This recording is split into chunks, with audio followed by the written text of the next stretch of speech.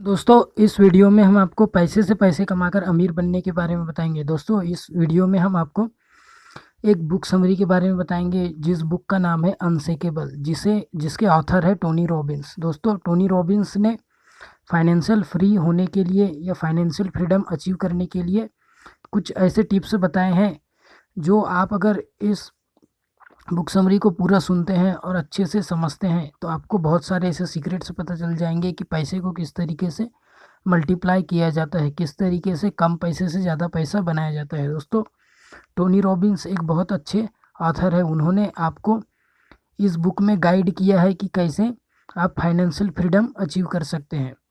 दोस्तों financial freedom achieve करने के लिए आपको मेहनत ज़्यादा नहीं करना पड़ता, बल्कि आपको अपने पैसे से मेहनत करवाना पड़ता है। दोस्तों हमारे पेरेंट्स हमें बचपन में ही स्कूल में डाल देते हैं और उसके बाद प्राइमरी, सेकेंडरी और हाई स्कूल और कॉलेज कंप्लीट करने के बाद जब बात पैसे कमाने की आती है तब हमको ये रियलाइज़ होता है कि 18 साल तक पढ़ाई करने के बाद में भी हमने कुछ ऐसा नहीं सीखा जिससे हम पैसे कमा सके, या पैसों से रिलेटेड हमने कुछ भी नहीं सीखा। ना तो हमें फाइनेंशियल नॉलेज मिला और ना ही हम फाइनेंशियल लिटरेसी सीख पाए। दोस्तों इसी मिस्टेक की वजह से हमें अपनी पूरी लाइफ गधों की तरह काम करना पड़ता है। हमें ऐसा जॉब करना पड़ता है जो हमें बिल्कुल भी पसंद नहीं है। दोस्तों अगर आप भी पूरी तरीके से अपने जॉब से पक चुके हैं या आपको जॉब करना बिल्कुल भी पसंद नहीं है, आप भेड़ चाल से हट करके अपने लिए कुछ अलग करना चाहते हैं, तो टोनी रॉबिन्स के इस बुक को पूरी अच्छे तरीके से सुनिए। दोस्तों इस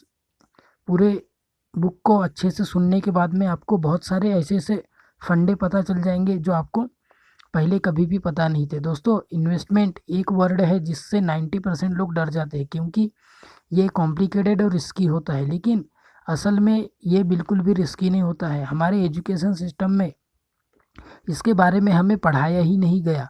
दोस्तों हम ग्रेजुएशन कर भी लेते हैं, इसके बाद भी हमें इन्वेस्टमेंट के बारे में बिल्कुल भी नॉलेज नहीं होता। हमें बिल्कुल भी पता नहीं होता कि किस तरीके से कम पैसे से ज़्यादा पैसा बनाया जाता है, किस तरीके से स्टॉक मार्केट कम काम करता है और किस तरीके से पैसे को बैंक में रखना उतना ज़्यादा सेफ नहीं है। और क्यों कुछ देश जैसे कि स्विट्ज़रलैंड, स्वीडन, जर्मनी, डेनमार्क और जापान जैसे देश नेगेटिव इंटरेस्ट रेट लेते हैं। इसका मतलब है कि अगर उन देशों में आप पैसे को बैंक में रखते हैं तो बैंक आपसे इंटरेस्ट लेती है, ना कि आपको इंटरेस्ट देती है। दोस्तों आपको लग रहा होगा कि इंडिया में तो ये 3-4% हमें इंटरेस्ट रेट मिल ही जाता है, तो हमें टेंशन लेने की क्या बात है। लेकिन दोस्तों अगर आप इन्फ्लेशन को साल दर साल अच्छे से देखें तो आपको पता चलेगा कि इन्फ्लेशन हर साल 6% से भी ज़्यादा रेट से बढ़ रहा है और आपका बैंक में रखा हुआ सेविंग सिर्फ 3 से 4% ही बढ़ रहा है, जबकि इसमें आपका बहुत ज़्यादा फायदा हो रहा है। अगर आप अच्छे से देखें तो इन्फ्लेशन के कारण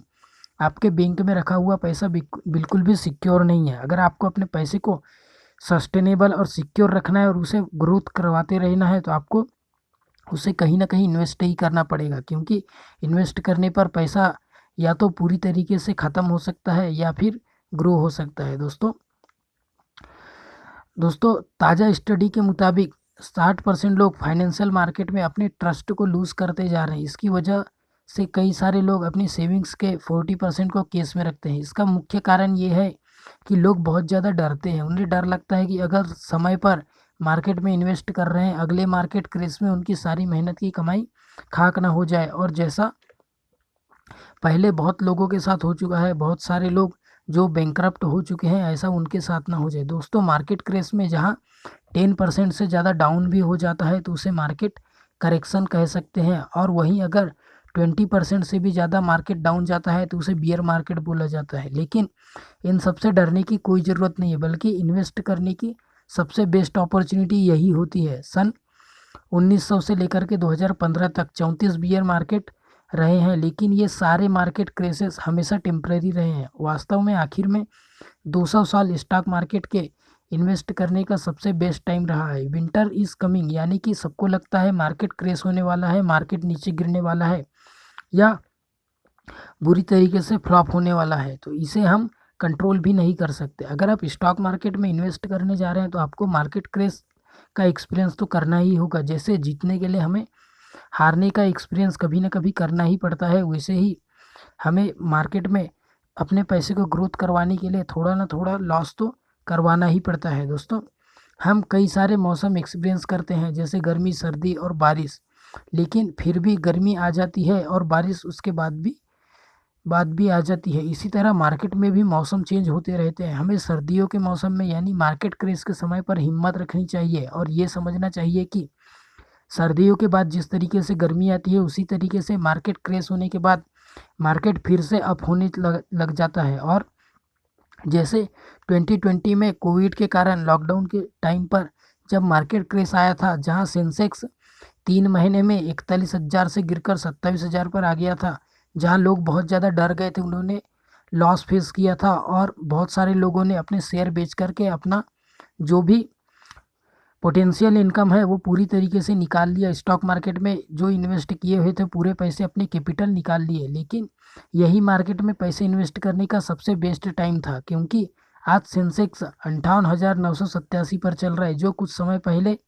ऑल टाइम हाई 61,674 तक भी पहुंच चुका था। इसका मतलब है मार्केट अगर कभी भी नीचे जाता है तो उसके तुरंत बाद या कुछ समय के बाद में वो बहुत ज़्यादा ऊपर ग्रो करने लग जाता है। वो इतना ग्रो करता है कि वो पुराने रिकॉर्ड को भी तोड़ देता है। दोस्तों, हम ये जानते हैं कि हमें अपने डर पर काबू रखना ही चाहिए। डर पर काबू रख करके ही आप स्टॉक मार्केट में सक्सेसफुल हो सकते हैं। अगर आप बहुत ज़्यादा डर रहे हैं तो आप स्टॉक मार्केट में बिल्कुल भी सफल नहीं हो सकते। दोस्तों, compound interest means it's never too seen soon to invest. हम ह्यूमंस में ये एबिलिटी की है कि हम किसी भी रिपीटेटिव पैटर्न को बहुत ही जल्दी कैच कर लेते हैं, इसी हिसाब से एक्शन लेने लग जाते हैं। उदाहरण के लिए ह्यूमन ने अपने अर्ली एजेस में मौसम को पहचानना शुरू किया, उसी हिसाब से अपनी फसलों को भी उगाना स्टार्ट किया। इसी तरह अगर आप भी स्टॉक मार्केट में अच्छी रिटर्न कमाना चाहते हैं तो आपको भी इससे कुछ पैटर्न को समझना होगा, जिसमें सबसे बेसिक पैटर्न कंपाउंड इंटरेस्ट का है, जिसे आप निश्चित ही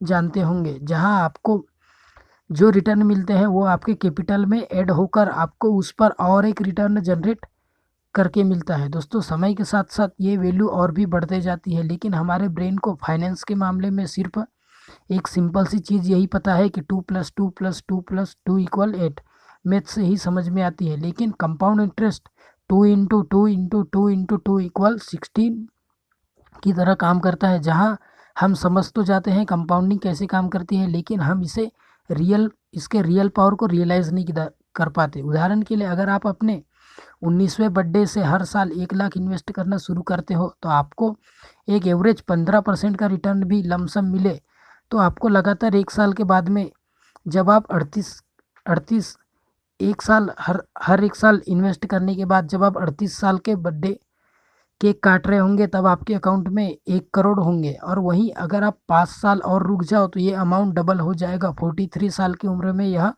अमाउंट 2.4 करोड़ हो जाएगा। इसी तरह आपके एक एक साल की क्या वैल्यू है आप समझ ही गए होंगे। इसे ही कंपाउंड इंटरेस्ट कहते हैं दोस्तों। इसलिए आप जिस भी कंडीशन में हो, आपके पास जितना भी पैसा है उनमें से कुछ तो इन्वेस्ट करना स्टार्ट ही कर दो, क्योंकि आप जितना लेट करते जाओगे आपको आपका टाइम और आपका पैसा का वैल्यू उतना ही कम होते जाएगा। दोस्तों, चलिए तीसरे पॉइंट की बात करते हैं। तीसरा है द कोर फोर। जल्दी स्टार्ट करना अच्छी बात है, लेकिन कहाँ इन्वेस्ट करना है और कहाँ नहीं, ये सबसे बड़ा सवाल है। आपको पहले अच्छे से एनालाइज कर लेना चाहिए। सभी एक्सपर्ट्स और ग्रेट इन्वेस्टर और 4 कोर प्रिंसिपल्स को फॉलो कर लेना चाहिए। आपको ये देख लेना चाहिए बाकी लोग या बाकी जो लोग उस चीज़ में एक्सपर्ट है वो लोग किस तरीके से अपने पैसे को यूज़ कर रहे हैं।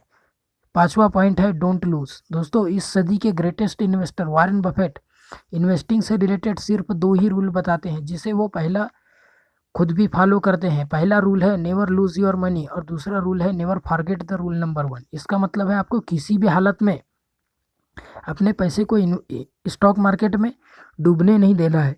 आपका जितना भी कैपिटल है वो हमेशा बचा ही रहना चाहिए, चाहे वो ग्रो करे या जितना का उतना ही रहे, पर आपके पैसे कभी भी ख़त्म नहीं होने चाहिए या डूबने नहीं चाहिए दोस्तों। इसलिए टोनी रॉबिन्स कहते हैं कि इन्वेस्टिंग में आपका फोकस ये नहीं होना चाहिए कि ज़्यादा से ज़्यादा पैसा कमाओ, बल्कि आपका मेन फोकस इस बात पर ज़रूर होना चाहिए कि आपका कभी भी लॉस ना हो, या आपने जितना पैसा इन्वेस्ट किया है, जितना कैपिटल आपका इन्वेस्टेड है, वो हमेशा सिक्योर ही रहे, चाहे वो ग्रो करे ज़्यादा ग्रो करे या कम ग्रो करे, लेकिन आपको ये बात ज़रूर समझनी ज़रूरी है कि जब आप स्टॉक मार्केट में पैसा लगाते हैं तो आपके पैसे डूबने का रिस्क तो होता ही है, चाहे थोड़ा हो लेकिन होता ज़रूर है। अगर आपके पास बेसिक नॉलेज नहीं है तो ये रिस्क और भी ज़्यादा बढ़ जाता है। जिस तरीके से आप बिना नॉलेज के कार ड्राइव नहीं कर सकते, उसी तरीके से आप बिना नॉलेज के स्टॉक मार्केट में भी सक्सेसफुल नहीं हो सकते। दोस्तों मान लो आप 1,000 किसी कंपनी के स्टॉक में इन्वेस्ट कर देते हैं जिसका कोई फ्यूचर ही नहीं है, आप पेनी स्टॉक्स में इन्वेस्ट कर देते हैं जो बिल्कुल भी ना तो प्रॉफिटेबल है ना ही स्केलेबल है। दोस्तों इसका जब कोई फ्यूचर ही नहीं होता है तो कुछ समय बाद आपको 50% का लॉस हो जाता है और आपके 1,000 रुपये सिर्फ 500 ही रह जाते हैं।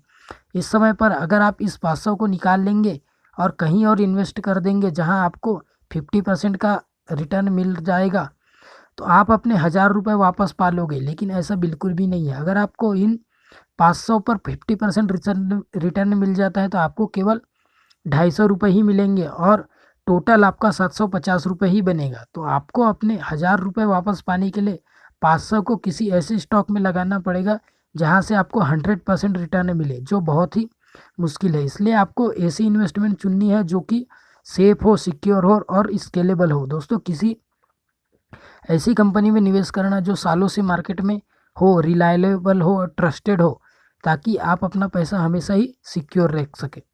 छठवां पॉइंट है ग्रेट एसिमेट्रिक्स रिस्क अपॉन रिवार्ड। दोस्तों आपने ये कई मूवी या इंटरनेट पर देखा होगा जहां ऐसा कहा जाता है कि अगर आपको लाइफ में बहुत पैसा कमाना है तो आपको एक बड़ा रिस्क लेना ही होगा। ज़्यादातर इसी बात पर बिलीव भी करते हैं, लेकिन टोनी रॉबिन्स कहते हैं कि ये सबसे बड़ा झूठ है जिसे आपको मैनिपुलेट किया जा रहा है। ये झूठ बोल करके आपको बहकाया जा रहा है। दोस्तों ऐसी जगह आपको निवेश करना चाहिए जहां रिस्क आपको कम से कम हो और रिवार्ड हमेशा हाई ही हो। इस कॉन्सेप्ट को investor asymmetric risk upon reward relationship कहते हैं। इस कॉन्सेप्ट को एक highly respected trader Paul Tudor Jones भी इसी प्रिंसिपल का यूज़ करने को कहते हैं, जहां वह अपने 5-to-1 रूल को फॉलो करते हैं, जहां वो अपने एक इन्वेस्टमेंट में 5x रिटर्न पर फोकस करते हैं। यानी कि वो अच्छे से अच्छे एनालाइज करके ऐसी कंपनी में इन्वेस्ट करते हैं जहां उनके 100 रुपये 500 रुपये बन सकते हैं। इसी रूल को फॉलो करने से अगर वो 80% बार भी फेल हो जाते हैं तब भी उन्हें ज़्यादा फर्क नहीं पड़ेगा। मान लो अगर वो 1,000 रुपये की 5 इन्वेस्टमेंट करते हैं जहाँ से उन्हें 1,000 रुपये के 5,000 बनने के चांसेस ज़्यादा है और जहाँ उनका टोटल 5,000 के इन्वेस्टमेंट अमाउंट को सेफ रखने के लिए है, उन्हें 5 में से सिर्फ एक बार ही सही होना होगा। अगर वो 3 बार भी सही हो जाते हैं, 2 बार गलत भी हो जाते हैं, तब भी उन्हें 15,000 का प्रॉफिट होगा, जबकि सिर्फ 2,000 का नुकसान। जहां पर हम देख सकते हैं कि जॉन्स सक्सेसफुली सिर्फ दूसरे रूल्स को ध्यान में रखकर इन्वेस्ट कर रहे हैं, जहां वो मार्केट के अनप्रेडिक्टेबल नेचर के फ़ायदे उठाकर कम से कम रिस्क लेकर ज़्यादा से ज़्यादा रिवार्ड ले पा रहे हैं, अपने पैसे को भी सेफ रख रहे हैं। दोस्तों कम से कम रिस्क लेकर रिवार्ड पाने का दूसरा तरीका ऑथर बताते हैं, हमें अंडर वैल्यूड स्टॉक में इन्वेस्ट करना चाहिए, ना कि पेनी स्टॉक में। पेनी स्टॉक और अंडर वैल्यूड स्टॉक में बहुत ज़्यादा डिफरेंस होता है। जैसा आपने देखा है 2020 में जब लॉकडाउन के समय या कोविड के कारण मार्केट क्रैश हुआ था, तब सारे स्टॉक्स अंडर वैल्यूड हो गए थे। इसका लोगों ने खूब फायदा उठाया, उस समय मार्केट में इन्वेस्ट करने लग गए, जिसका रिजल्ट आज आप देख सकते हैं। कुछ ऐसा ही धड़ल्ले से काम 2008 में फाइनेंशियल क्राइसिस में भी हुआ था। जब 2008 में फाइनेंशियल क्राइसिस हुआ था तब बहुत से लोग कंगाल हो गए और वहीं बहुत से लोग अमीर भी हो गए। वो लोग इतना कमा लिए जितना बाकी लोगों ने बाकी लोग उसे सोच भी नहीं सकते थे। दोस्तों सातवां तरीका है टैक्स एफिशिएंसी। एक स्मार्ट इन्वेस्टर हमेशा अपने डिसीजन लेने से पहले टैक्सेस के बारे में सही नॉलेज रखता है, क्योंकि टैक्सेस आपकी इन्वेस्टमेंट में से अच्छा खासा पैसा खा जाते हैं। हमें अपनी इन्वेस्टमेंट में 2 तरीके के टैक्स देने होते हैं, एक होता है शॉर्ट टर्म कैपिटल गेन और दूसरा होता है लॉन्ग टर्म कैपिटल गेन। दोस्तों शॉर्ट टर्म कैपिटल गेन में हम कोई स्टॉक्स लेने पर 1 साल से कम टाइम में ही उसे सेल कर देते हैं, तो हमें एक शॉर्ट टर्म गेन टैक्स भरना होता है, जहां हम अपने नेट प्रॉफिट का कुछ परसेंटेज गवर्नमेंट को टैक्स के रूप में देते हैं, जो हमारे इंडिया में लगभग 15% होता है। और दूसरा होता है long term capital gain tax. इसमें हम अपने स्टॉक्स को 1 साल से ज़्यादा तक टाइम तक होल्ड करके रखते हैं और हमें जो भी प्रॉफिट प्राप्त होता है उसके हिसाब से हम कंपनी को या सरकार को 0 से 10% के बीच में टैक्स देते हैं। इस स्टॉक इन्वेस्टिंग में कई तरह के हिडन चार्जेस भी छुपे होते हैं जो आपके पैसे को कम करते जाते हैं, हमें पता भी नहीं चलता। इसलिए कभी भी इन्वेस्टमेंट करने से पहले हमें सभी फीस और टैक्सेस को कंसीडर करना चाहिए। जैसे कई लोग म्यूचुअल फंड में भी इन्वेस्ट कर देते हैं, यहाँ इस फंड को मैनेज करने के लिए आपसे फीस भी ली जाती है जिसके बारे में कई लोगों को पता ही नहीं होता। साथ ही आपको टैक्स अलग अलग देना होता है। इसलिए टोनी रॉबिन्स सजेस्ट करते हैं कि अगर आप इंडिविजुअल स्टॉक्स में इन्वेस्ट नहीं करना चाहते तो आपको म्यूचुअल फंड में नहीं बल्कि इंडेक्स फंड में इन्वेस्ट करना चाहिए, जहां आप बिना नॉलेज के किसी गिनी चुनी कंपनी में या पॉपुलर कंपनी में या जो भी कंपनी आपको बहुत ज़्यादा ट्रस्टवर्दी लगती है उसमें इन्वेस्ट करते हैं। दोस्तों, आप मार्केट में टॉप कंपनीज में इन्वेस्ट करते हो जिससे आपको कोई एक्सपेंसिव फीस भी पे नहीं करनी पड़ती है। 8वां पॉइंट है डाइवर्सिफिकेशन। दोस्तों, ये कोर 4 का लास्ट प्रिंसिपल आपको मार्केट क्राइसिस और चेंजिंग ट्रेंड्स से भी सेफ रखता है। ये रूल दुनिया के सभी इन्वेस्टर फॉलो करते हैं और फाइनेंशियली ये बहुत फेमस भी है, जिसे हम never put all the eggs in one basket से भी समझ सकते हैं। इसका मतलब है आपको पूरे स्टॉक्स किसी एक ही जगह पर इन्वेस्ट नहीं करने हैं। दोस्तों, जहां हम कभी भी अपना सारा पैसा किसी एक स्टॉक में नहीं लगाना चाहिए, क्योंकि उससे हम रिस्क और भी ज़्यादा बढ़ा रहे हैं और अगर वो कंपनी डूब जाती है तो हमारे सारे पैसे एक साथ ही डूब जाएंगे। इसलिए इससे बचने का एक बहुत अच्छा तरीका है, हमें अपने इन्वेस्टमेंट कैपिटल को डाइवर्सिफाई कर देना चाहिए, उसे कई भागों में बांट देना चाहिए ताकि कोई एक भाग अगर डूब भी जाए तो दूसरा भाग हमेशा सिक्योर ही रहे। डाइवर्सिफिकेशन के 4 तरीके हैं दोस्तों। पहला है different asset class. Stock market में इन्वेस्टमेंट करने के अलावा भी कई सारे ऑप्शंस हैं, जैसे रियल इस्टेट, बॉन्ड, गोल्ड और अब तो क्रिप्टो करेंसी और NFT भी आ गए हैं।